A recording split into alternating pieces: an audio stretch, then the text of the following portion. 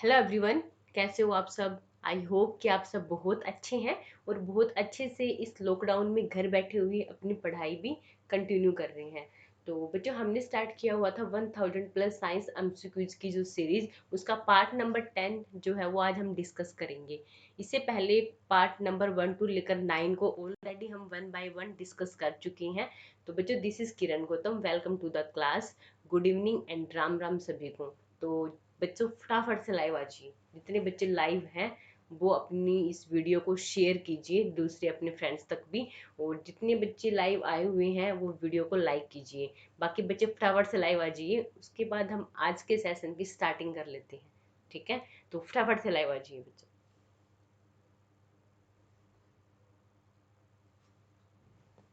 आइए शाबाश, फटाफट से लाइव आ जाइए, उसके बाद हम आज की सीरीज की स्टार्टिंग करते हैं। आज का जो हमारा टॉपिक है उसको फिर हम कंटिन्यू करेंगे। तो जल्दी से लाइव आ जाइए, शाबाश।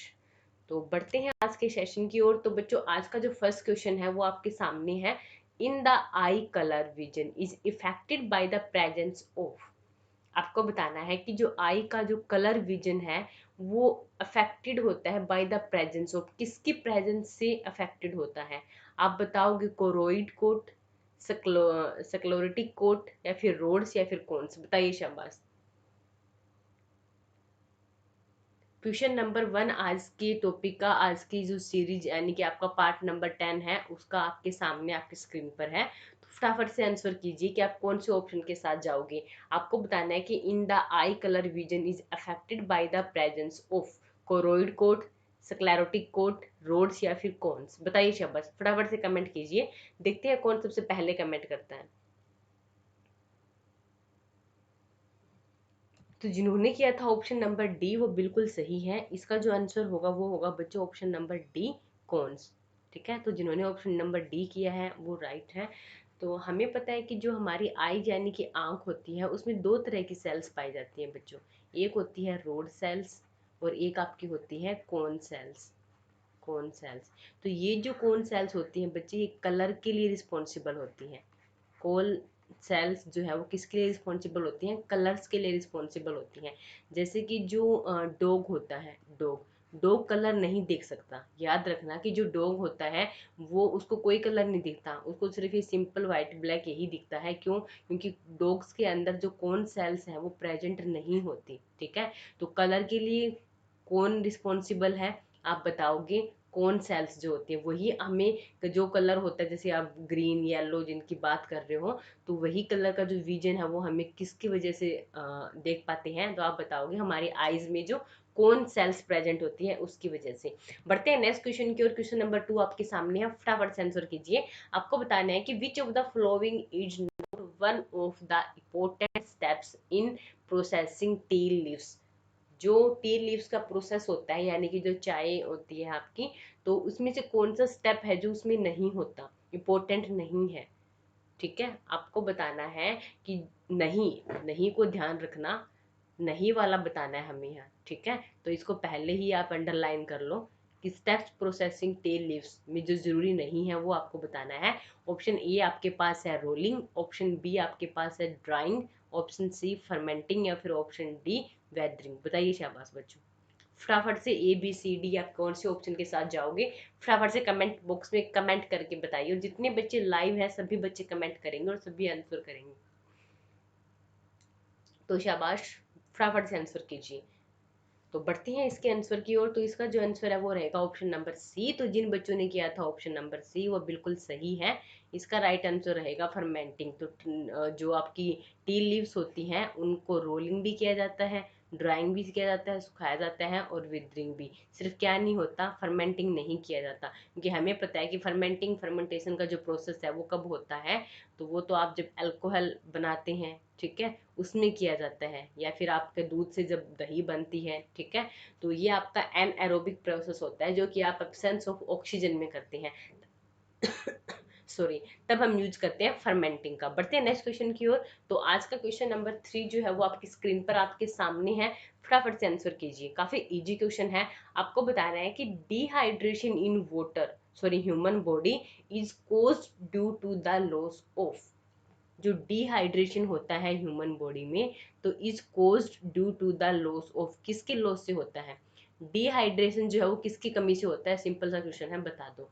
डिहाइड्रेशन जो होता है तो किसकी कमी हो जाती है बॉडी में, किसका लॉस होता है? आप बताओगे या तो ऑप्शन नंबर ए विटामिन की कमी से, या फिर सॉल्ट की कमी से, या फिर ऑप्शन नंबर सी हॉर्मोन्स की कमी से, या फिर आप बताओगे ऑप्शन नंबर डी वाटर यानी कि पानी की कमी से, यानी कि लॉस ऑफ वाटर होता है, loss of hormones, loss of salt, या फिर लॉस ऑफ विटामिन। बताइए शाबाश। तो इसका जो राइट आंसर होगा वो होगा बच्चों ऑप्शन नंबर डी। काफी सिंपल क्वेश्चन था और बच्चों का सही भी है ऑप्शन नंबर डी। जो डिहाइड्रेशन होता है वो किसकी वजह से होता है बच्चों? पानी की कमी से होता है, क्योंकि जो वाटर है उसको हम कहते हैं यूनिवर्सल सोलवेंट। वाटर को कहा जाता है यूनिवर्सल सोलवेंट। तो हम जो भी सब कुछ खाते हैं सारी चीज़ों को कौन मिक्सअप करता है? वाटर हेल्प करता है उनको सोलवेंट यानी कि उनको मिक्स करने में, ठीक है? तो मिक्स करने में उनको एज सोलवेंट ही यूज करते हैं, इसको ये मिक्स कर देता है सारी चीज़ों को जो भी हम खाते हैं। तो जैसे हमारा, आप बताओगे, खाने का पाचन होता है, ठीक है, डाइजेशन होता है, तो वो भी किसके द्वारा इजी हो जाता है? वाटर के द्वारा, क्योंकि कोई चीज़ जब तक रूखी होगी, सूखी, तो वो अच्छे से क्या नहीं हो सकती, डाइजेस्ट नहीं हो सकती। जैसे ही वो वाटर के कॉन्टेक्ट में जाएगी वो मॉइस्ट हो जाती है, ठीक है, वेट गिली जाती है, तो उसका जब डिहाइड यानी कि जो डाइजेशन है वो प्रोसेस कैसा हो जाता है बच्चों? ईजी हो जाता है, ठीक है। ऐसे ही जितना हम पानी पिएंगे उतना क्या बनता है बच्चों? यूरिया बनता है, यानी कि जो टॉक्सिक एलिमेंट है वो बॉडी से बाहर निकलता है, ठीक है, टॉक्सिक एलिमेंट। तो और यूरिया की फॉर्म में हम टॉक्सिक एलिमेंट को क्या करते हैं? बॉडी से बाहर निकाल देते हैं in the form of urine. तो वाटर जो है वो हमारे लिए बहुत ज़्यादा जरूरी है। इसीलिए अगर पानी की कमी हो जाएगी तो क्या दिक्कत आ जाती है बच्चों? डिहाइड्रेशन हो जाता है, ठीक है। बढ़ते हैं नेक्स्ट क्वेश्चन की, क्वेश्चन नंबर 4 आपके सामने है। आप बताओगे कि which of the following is the largest living bird? सबसे बड़ा लार्जेस्ट लिविंग बर्ड कौन सा है? Option A eagle, option B peacock, option C ostrich, या फिर ऑप्शन डी कीवी। बताइए शाबाश। आपको लार्जेस्ट लिविंग बर्ड बताना है। Option A B C and D आपके सामने है, फटाफट से आंसर कीजिए, फटाफट से, ठीक है। जितनी जल्दी हो उसके कमेंट बॉक्स में कमेंट कर दीजिए, देखते हैं कौन सबसे पहले आंसर करता है। काफी इजी क्वेश्चन है, फटाफट से बताइए बच्चों। तो जिन्होंने किया था ऑप्शन नंबर सी बिल्कुल सही है, जो आपका ओस्ट्रिच होता है, तो वो आपका लार्जेस्ट लिविंग बर्ड होता है, ठीक है। ओस्ट्रिच क्या है आपका? सबसे तेज दौड़ने वाला भी और सबसे बड़ा जो बर्ड है, पक्षी है, वो कौन होता है बच्चों? आप बताओगे ओस्ट्रिच, जिसको हिंदी में कहा जाता है शुतुरमुर्ग, ठीक है। बढ़ते हैं नेक्स्ट क्वेश्चन की ओर। आपका क्वेश्चन नंबर 5 आपके सामने है, फटाफट से आंसर कीजिए। आपको बताना है कि in the case of test tube babies, कि जो टेस्ट ट्यूब बेबीज का जो केस होता है उसमें क्या जो प्रोसेस है वो सही है? Egg is fertilise in the uterus, कि टेस्ट ट्यूब बेबी का जो प्रोसेस होता है उसमें एग को यूट्रस में फर्टिलाइज किया जाता है, या फिर ऑप्शन नंबर बी है कि embryo completes its development in a test tube, कि जो एम्ब्रियो बनता है उसको हम टेस्ट ट्यूब के अंदर ही कंप्लीट करवाते हैं, या फिर embryo is placed in uterus after 2 months, या फिर आप बताओगे कि egg is fertilised outside mother body, या फिर जो एग है वो फर्टिलाइज होता है आउटसाइड मदर बॉडी, ठीक है। तो बताइए शाबाश, फटाफट से आंसर कीजिए। ऑप्शन नंबर आप कौन से ऑप्शन के साथ जाओगे? A B C and D, फटाफट से आंसर कीजिए। टेस्ट टू बेबी का प्रोसेस बताना है आपको। तो बढ़ते हैं इसके आंसर की ओर। तो जिन्होंने किया था ऑप्शन नंबर सी वो बिल्कुल सही है। इसमें क्या करते हैं कि जो टेस्ट ट्यूब बेबी है इसमें एम्ब्रियो को प्लेस किया जाता है कहाँ? यूट्रस में आफ्टर 2 मंथ्स। 2 मंथ्स के बाद वो जो एम्ब्रियो हमने डेवलप किया है, ठीक है, टेस्ट ट्यूब में, उसको कहाँ ट्रांसफर कर दिया जाता है बच्चों? उसको हम प्लेस कर देते हैं कहाँ? यूट्रस के अंदर, जो मदर की यूट्रस है वहां प्लेस कर देते हैं। फिर आगे का जो प्रोसेस है वो कहाँ चलता है? मदर के यूट्रस में ही चलता है, ठीक है, वहीं क्या होता है बच्चा ग्रो करता है। बढ़ते हैं नेक्स्ट क्वेश्चन की, और क्वेश्चन नंबर 6 आप बताइए कि who developed hydrogen bomb? Hydrogen bomb को किसने डेवलप किया था? वर्नर वॉन बेरोनी, या फिर आप बताओगे जे रॉबर्ट ओपनहेमर ने, या फिर एडवर्ड टेलर, या फिर आप बताओगे सैमुअल कोहन। बताइए शाबाश। आपको बताना है कि who developed hydrogen bomb, hydrogen bomb को किसने डेवलप किया था? आपके पास 4 ऑप्शन है, A B C and D. तो फटाफट से आंसर कीजिए कि आप कौन से ऑप्शन के साथ जाओगे। बताइए शाबाश, जल्दी से आंसर कीजिए, फटाफट, very good guys, come on, जल्दी से आंसर कीजिए। तो बढ़ते हैं इसके आंसर की ओर। तो जिन्होंने किया था ऑप्शन नंबर सी वो बिल्कुल सही है। एडवर्ड टेलर जो है उन्होंने किसका आविष्कार यानी कि किसको डेवलप किया था, हाइड्रोजन बम को डेवलप किया था। ठीक है, बढ़ते हैं नेक्स्ट क्वेश्चन की ओर। क्वेश्चन नंबर 7 आपके सामने आपकी स्क्रीन पर है। बताइए शाबाश कि when there are two electrons in the same orbital they have, अगर एक आपके ऑर्बिट के अंदर कितने इलेक्ट्रॉन है, 2 इलेक्ट्रॉन है, कितने इलेक्ट्रॉन, 2 इलेक्ट्रॉन्स, तो वो कैसे होंगे, सेम स्पिन होगा उनका, अपोजिट स्पिन होंगे, सेम और अपोजिट स्पिन या फिर नो स्पिन, बताइए शाबाश, फटाफट से आंसर कीजिए। आपको बताना है कि when there are 2 electron in same orbital तो दे हैव कैसे होंगे वो। आपके पास 4 ऑप्शन है, तो फटाफट से कमेंट बॉक्स में कमेंट करके बताइए कि आप कौन से ऑप्शन के साथ जाओगे, बताइए शाबाश, जल्दी से कमेंट कीजिए। और जितने नए बच्चे वीडियो को देख रहे हैं वो वीडियो को लाइक कीजिए और चैनल को सब्सक्राइब कीजिए, फटाफट से आंसर कीजिए बच्चों। बढ़ते हैं इसके आंसर की ओर। तो जिन्होंने किया था ऑप्शन नंबर बी वो बिल्कुल सही है। क्या होता है ये, अपोजिट स्पिन होता है। ठीक है, जो आपका एक आपने पढ़ा भी होगा, ये आपका एक प्रिंसिपल यहाँ काम करता है। कौन सा प्रिंसिपल, तो आप बताओगे बच्चों, आपने क्वांटम नंबर पढ़ा होगा। ठीक है, जो क्वांटम नंबर का जो प्रिंसिपल है, पोलिंग प्रिंसिपल, ठीक है, वो यहाँ काम करता है। वो यही करता है कि अगर एक ऑर्बिटल के अंदर 2 इलेक्ट्रॉन है तो वो क्या होते हैं, एक दूसरे के अपोजिट, ठीक है, क्या रहेंगे, एक दूसरे के अपोजिट स्पिन करेंगे। ठीक है, बढ़ते हैं नेक्स्ट क्वेश्चन की ओर। क्वेश्चन नंबर 8 आपके सामने है, फटाफट से आंसर कीजिए, काफी ज्यादा इजी क्वेश्चन है। गैल्वेनाइजेशन इज द, क्या है galvanisation, deposition of zinc on iron, deposition of tin on iron, deposition of copper on iron, या फिर डिपोजिशन ऑफ एल्यूमिनियम और आयरन, बताइए शाबाश, जल्दी से कमेंट करके आंसर कीजिए। A B C and D, galvanisation is the क्या होता है, बताइए बच्चों, शाबाश, जल्दी से आंसर कीजिए। देखते हैं कौन सबसे पहले कमेंट करता है, फटाफट से आंसर कीजिए। तो बढ़ते हैं इसके आंसर की ओर। इसका जो ऑप्शन नंबर ए है वो बिल्कुल सही है। गल्वेनाइजेशन होता क्या है, तो रस्ट यानी कि जंग से बचाने के लिए हम जो आयरन की चीजें होती है उन पे क्या कर देते हैं, जिंक की एक परत डाली जाती है, जिसको क्या कहते हैं, गल्वेनाइजेशन। ठीक है, बढ़ते हैं नेक्स्ट क्वेश्चन की ओर। क्वेश्चन नंबर 9 आपकी स्क्रीन पर है, तो फटाफट से आंसर कीजिए। आपको बताना है कि fermentation of milk to curd is due to, जो फर्मेंटेशन का प्रोसेस अभी हमने पीछे भी पढ़ा था कि अगर हमें दूध से क्या बनाना है, दही बनाना है, यानी कि मिल्क से कर्ड बनाते हैं, तो इज ड्यू टू, तो वो फर्मेंटेशन है वो कौन कर रहा है, माइकोबैक्टीरियम की हेल्प से हो रहा है, स्ट्रेप्टो आप बताओगे स्ट्रेप्टोकोकस की वजह से, या फिर आप बताओगे लैक्टोबैसिलस या फिर ईस्ट की वजह से, फटाफट से आंसर कीजिए।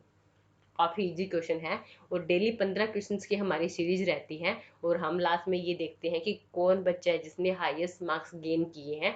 हाईएस्ट मार्क्स नहीं, बस आपको कुछ सीख के जाना है कि डेली आप 15 क्वेश्चन साइंस के क्या कर रहे हैं, सीख के जा रहे हैं। ठीक है, तो बताइए शाबाश इसका राइट आंसर। तो जिन्होंने किया था ऑप्शन नंबर सी बिल्कुल सही है, लैक्टोबैसिलस। तो इसका जो राइट आंसर होगा वो होगा गाइस लैक्टोबैसिलस। ठीक है, हमें पता है कि जो कर्ड है यानी कि दही, उसमें कौन से बैक्टीरिया प्रेजेंट होते हैं, तो उसमें लैक्टोबैसिलस बैक्टीरिया प्रेजेंट होते हैं। ठीक है, लैक्टोबैसिलस बैक्टीरिया। और एसिड कौन सा प्रेजेंट होता है, तो आप बताओगे लैक्टिक एसिड।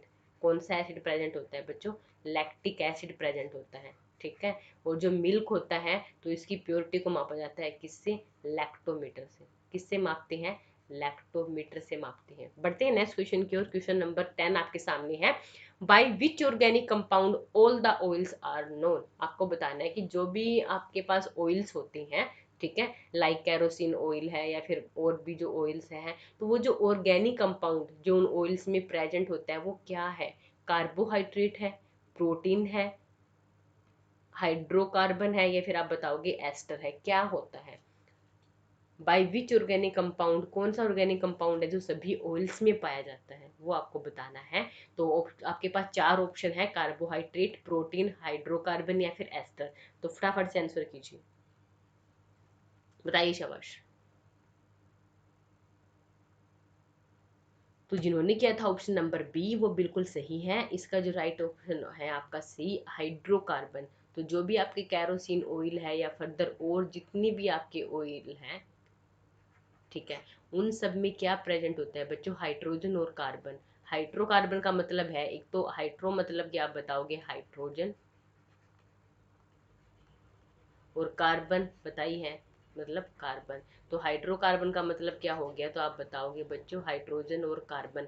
तो जो ऑयल्स होती है उसमें क्या प्रेजेंट होता है? हाइड्रोजन्स और कार्बन की मात्रा प्रेजेंट होती है। ठीक है, पढ़ते हैं नेक्स्ट क्वेश्चन की ओर। क्वेश्चन नंबर 11 आपके सामने है। आपको बताना है कि ये person standing on A railway platform, एक पर्सन जो वो कहाँ स्टैंड कर रहा था? रेलवे प्लेटफॉर्म पर स्टैंडिंग कर रहा था। लिसन टू द विशल, तो वो जो आवाज आती है वहां से, ठीक है, ट्रेन की, तो उसको लिशन सुन रहा था वो, ऑफ अराइविंग एंड डिपार्टिंग, आने वाली को भी और वहां से डिपार्ट करने वाली यानी कि जाने वाली को भी। तो द विशल हियर्ड इज, तो वो जो विशल सुन रहा था तो उसके बारे में आपको बताना है कि the same in both cases in all the aspects और इन ऑल रिस्पेक्ट्स। ठीक है, आपको बताना है कि आने वाली का और जाने वाली का क्या दोनों का ही सेम था, या फिर of higher intensity when train arrive, या फिर जैसे ही ट्रेन पहुंचती है तब वो जो वो साउंड है आप सुनते हैं तो वो ज़्यादा इंटेंसिटी की थी, या फिर the higher pitch when train arrive, या फिर जब जैसी ट्रेन अराइव हो रही है तो वो क्या थी? हायर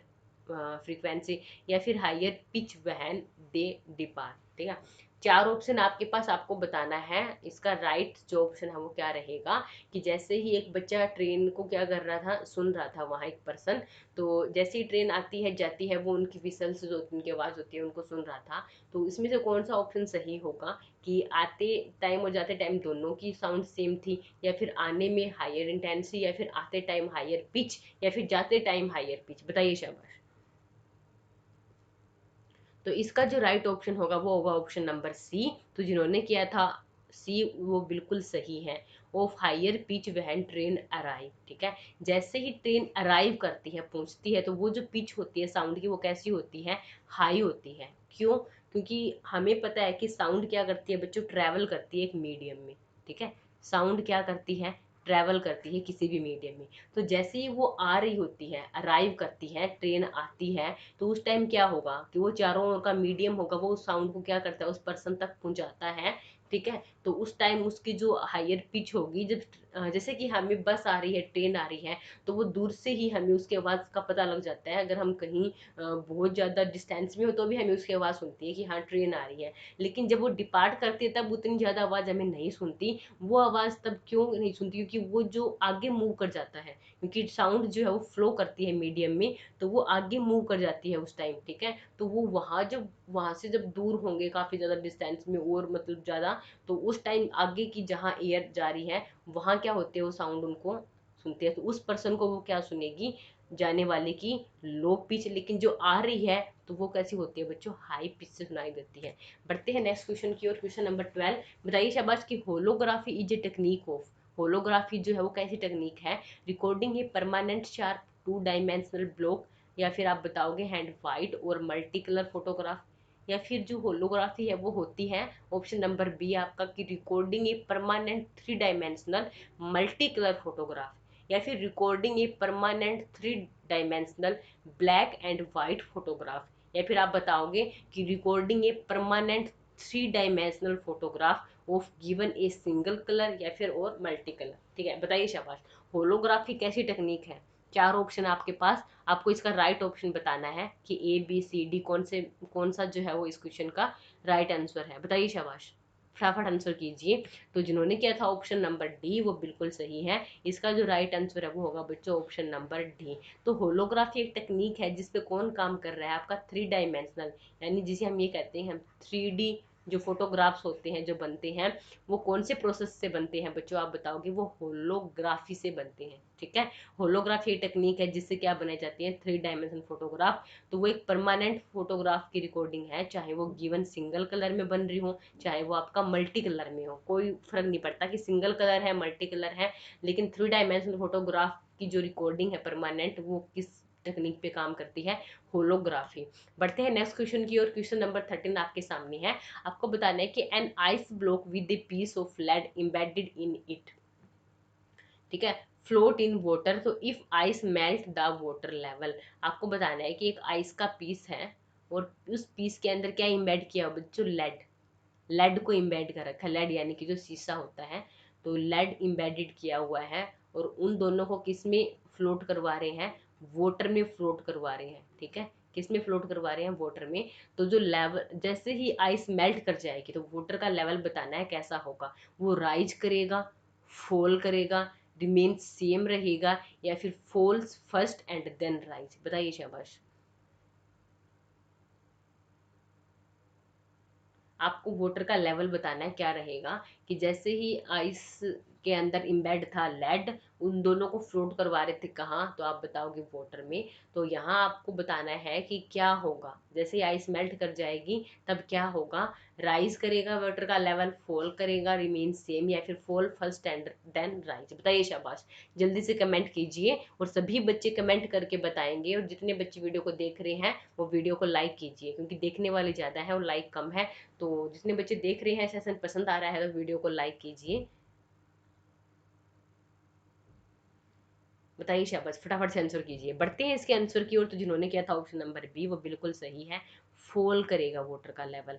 तो ये क्वेश्चन क्या था कि हमने आइस के अंदर क्या रखा हुआ था, आप बताओगे लेड को। ठीक है, इम्बेड किया हुआ था उसके अंदर, और कहाँ फ्लो करवा रहे थे उसको, वाटर में फ्लो करवा रहे थे। ठीक है, तो यहाँ आपको पता है कि वाटर की डेंसिटी क्या होती है, सॉरी आइस की डेंसिटी क्या होती है, वाटर से कम होती है।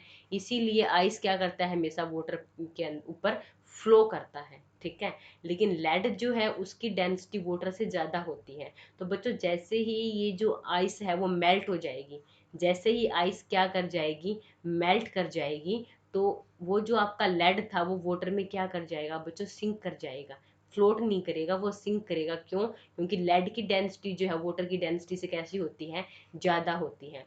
तो यहाँ वाटर का जो मास था और जो आपकी इसका मास था, किसका, लेड का, तो इन्होंने ज्यादा वाटर का लेवल क्या कर रखा था, राइज कर रखा था अपना। इनका जो वॉल्यूम है वो इससे भी ज्यादा इन्होंने क्या किया हुआ था, राइज किया हुआ था। लेकिन जैसे ही आइस मेल्ट कर जाएगी, आपका लेड क्या कर जाता है, सिंक कर जाता है। तब जितना इसका वॉल्यूम होता है ना, उसी वॉल्यूम के अकॉर्डिंग ये क्या करेगी, इसके वाटर के लेवल को डिस्प्लेस करेगी। यानी कि पहले ज़्यादा था और यहाँ अब लेवल क्या हो गया आपका, फॉल हो गया। इसीलिए जो ऑप्शन नंबर बी है वो राइट होगा, कि आइस मेल्ट होने के बाद वाटर का लेवल कैसा हो जाएगा, फॉल करेगा, कम हो जाएगा, और जो लेड है वो क्या हो जाती है, सिंक कर जाती है। बढ़ते हैं क्वेश्चन नंबर 14 की, और क्वेश्चन नंबर 14 आपके सामने है। आपको बताना है कि the velocity of heat radiation in vacuum is, vacuum के अंदर जो हीट रेडिएशन की वेलोसिटी है वो कैसी होती है, इक्वल टू द लाइट होती है, less than that of light, greater than that of light, या फिर equal to that of sound. बताइए शाबाश। हीट रेडिएशन बतानी है आपको, उसकी जो वेलोसिटी है वो वैक्यूम में कैसी होती है। तो चार ऑप्शन है आपके पास, फटाफट से आंसर कीजिए। जितने बच्चे वीडियो को देख रहे हैं सारे बच्चे कमेंट करके बताएंगे, फटाफट से आंसर कीजिए गाइस। तो बढ़ते हैं इसके आंसर की ओर। तो जिन्होंने किया था ऑप्शन नंबर ए वो बिल्कुल सही है, equal to that of light. ठीक है, जब हीट जब आती है, हीट रेडिएशन, तो वो किस पे काम करती है, इलेक्ट्रोमैग्नेटिक वेव पे काम करती है। इलेक्ट्रोमैग्नेटिक नेचर होता है उसका। ठीक है, कैसा नेचर होता है, इलेक्ट्रोमैग्नेटिक नेचर होता है बच्चों। ठीक है, तो हीट रेडिएशन का नेचर कैसा, इलेक्ट्रोमैग्नेटिक।